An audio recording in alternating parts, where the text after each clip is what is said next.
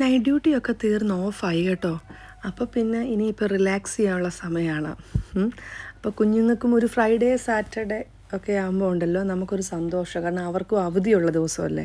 അപ്പോൾ നമുക്ക് ഇച്ചിരി റിലാക്സ് ആയിട്ട് അവരുടെ കൂടെ പോയിരുന്ന് അവരുടെ കുറച്ച് നേരം നമുക്ക് സ്പെൻഡ് ചെയ്യാം. അല്ല നമ്മൾ പിറ്റേ ദിവസം രാവിലെയൊക്കെ ഞാൻ എണീക്കേണ്ടേ. അപ്പോൾ എനിക്കതങ്ങ് വിഷമമാണ്.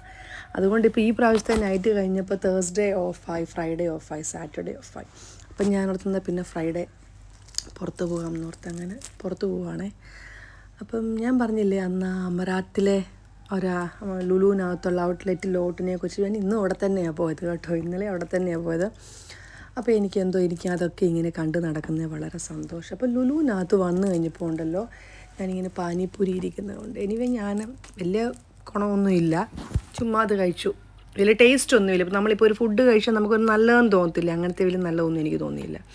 പണ്ടൊക്കെ ഞങ്ങൾ നേഴ്സിങ്ങിന് പഠിക്കുമ്പോൾ ഉണ്ടല്ലോ ഈ എന്തുമാത്രം ഈ സ്ട്രീറ്റ് ഫുഡ്സ് ഉണ്ടെന്നറിയാമോ, നല്ല ടേസ്റ്റാണ്.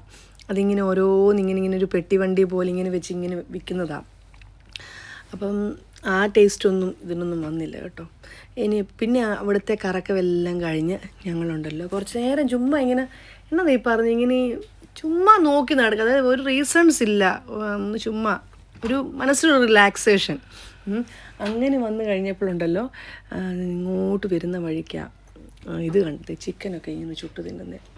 അപ്പം എന്നാൽ പിന്നെ അതുകൂടെ കഴിച്ചിട്ട് വീട്ടിൽ പോയി കിടന്നുറങ്ങാമെന്നങ്ങ് വിചാരിച്ചപ്പോൾ ഓക്കെ ബൈ.